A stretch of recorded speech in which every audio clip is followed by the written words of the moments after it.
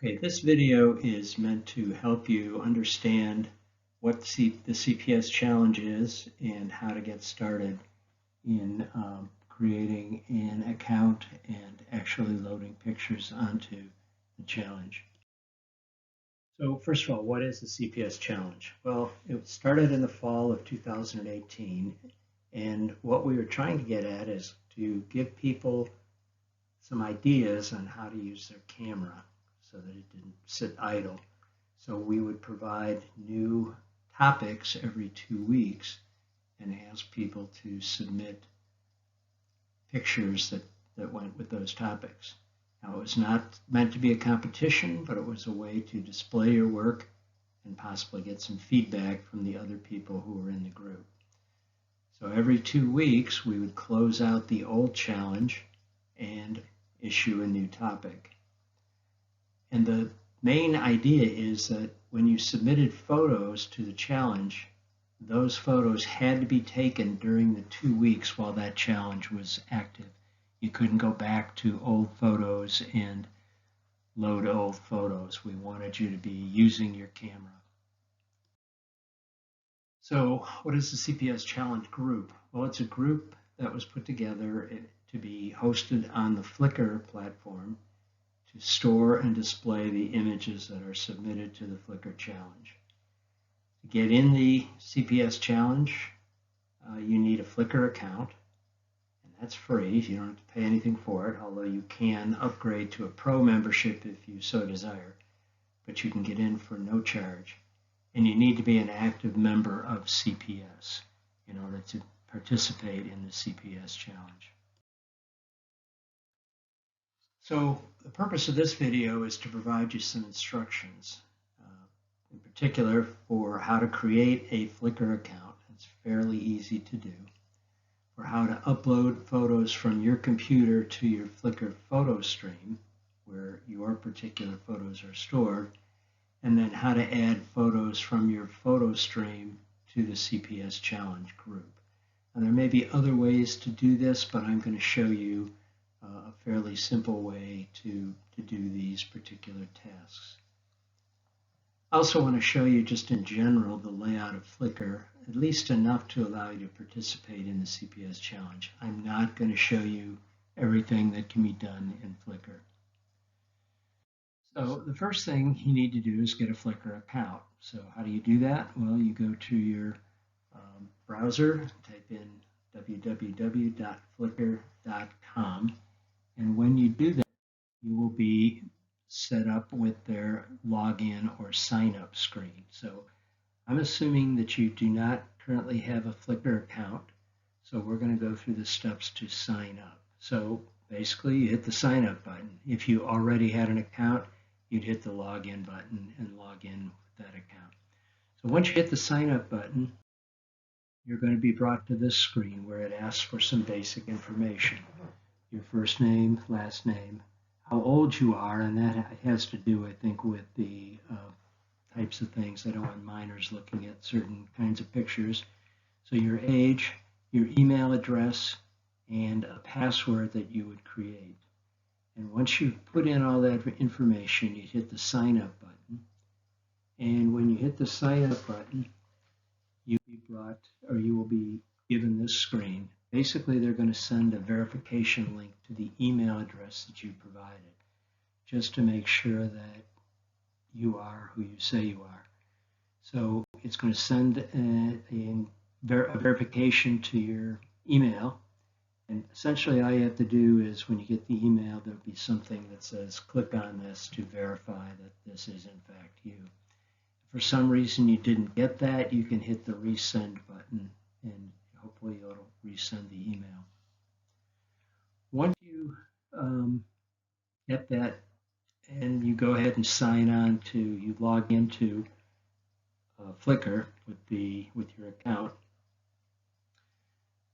this is the screen. You'll get a screen that looks similar to this, and it changes all the time, so it won't be exactly these things.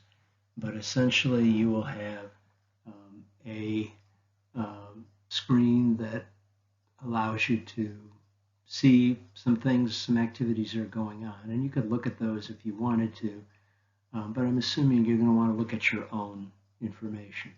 So in order to do that, if you, in the top bar, you see the word "You." If you click on that, you'll get a drop-down box that has some things that you can do. We're not going to look at all of these, but I want to look at a couple of them. And the first one is Photostream. When you load photos into Flickr, they go into your Photostream. It's kind of a collection of all your photos. Now with a free account, there's a limited number of photos. I think it's 1,000, but it might be less than that. In any event, your Photostream would be one of the options that you'd be interested in. And also, if you look down the list, you'll see groups. And that's what we're going to be talking about, the CPS Challenge group. Okay, so when you do that, you click on Photostream and it's going to come up. You're going to get a screen that looks something like this. It's going to have those same things that were in that drop-down box kind of laid out across the bar there. And it's going to be showing you your Photostream. Now, currently it's going to say, hey, you have no public photos at this point in time. So that's because we haven't put anything in it yet. All right. If I were to go back and look at groups, you would see a list of groups that you are able to join if you want. So there are other groups, or thousands of groups out on Flickr. We're only going to be interested right now in the CPS Challenge group for this. So that would be a way to get to groups. Now, if you want to actually join the CPS Challenge group, up on the top, you'll see a search bar.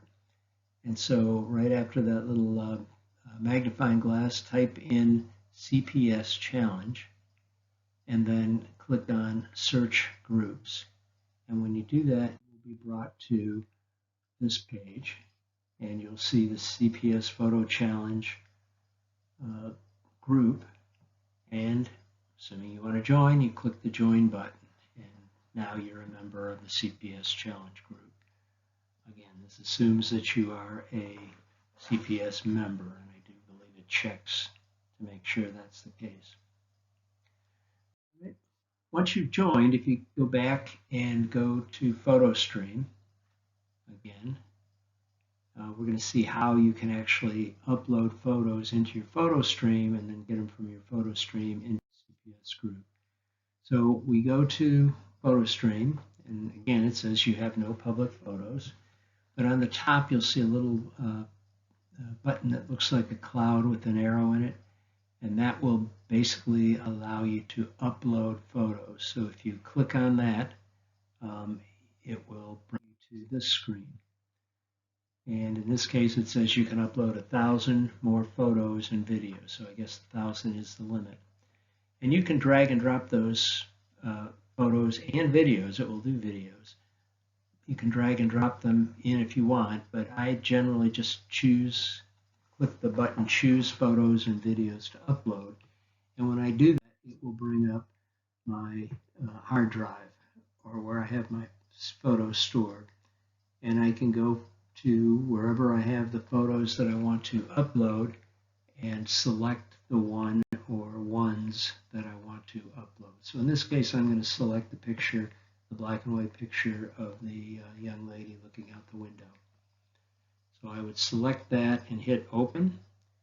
When I do that, it'll bring that photo in. Now it still has not uploaded it, but you'll notice that it has the regular file name. That was the original file name. And it has a little line that says add a description. So with the Flickr challenge, what we want you to do is provide a title for the photo. So I would replace the file name with an actual title. And then we want you to add a description. And that description should contain the name of the particular challenge. So in this case, this was a black and white challenge. And so when I type in the description, I use the title concern, and I use the description black and white, young lady showing concern on her face. When I'm all done with changing the description, I hit the button up on the right-hand side where it says upload one photo. If I done more than one, it would have specified what number I had decided to upload. And it basically wants me to verify that I actually do want to upload that picture, or if I want to continue editing, particularly the title and the description. So I'm okay with that, and I'm simply going to hit upload. And when I do, that photo gets moved into my photo stream. So if I go back and look at my photo stream, that photo will be in there.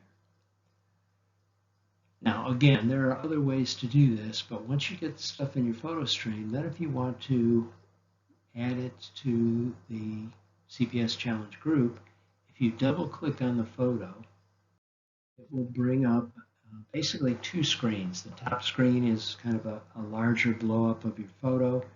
And then if you scroll down, you will see some information about your photo. And one of the things that it says is that this photo is currently not in any groups. So in my case, I want to add it to the CPS Challenge group. So I'm going to click the blue Add to Group. And when I do that, I'm going to be shown the groups that I can join up for. In this case, I picked CPS Challenge, and now I'm going back to see what's in that group. So I go back to my screen, I select groups. I'm going to select the CPS Challenge, Photo Challenge group, and if I select it, I will be brought to the CPS Photo Challenge group page, and you can see that my photo is in there. If I want to see all of the photos in the group, I just click on Photo Pool, and I can, it will display all of the photos in that particular group. Now again, there are other ways. You see I've got Add Photo here. There are other ways to get photos in, but for me, it makes sense to get it from your computer into your photo stream, and then from your photo stream, add it to CPS Challenge. Hopefully you can follow this, and hopefully this helps you to get set up with the CPS Challenge group. It's a great opportunity to practice with your camera, to maybe do some things you wouldn't normally do. Some of the challenge topics are maybe things that you're not used to doing, but hopefully it is a good opportunity for you to share your photos with others, get some feedback. When you double click on a photo, it allows you to add comments, so you can comment on other people's photos. You can pick the photos that you like. Tell the people why you like them. We encourage people to provide feedback to other members of the CPS Challenge group. We really want, if you're submitting a couple of photos, we'd like you to pick out one or two favorites at least from each challenge, and again, provide feedback to others. It's in doing stuff like this that we learn. In learning, we become better photographers.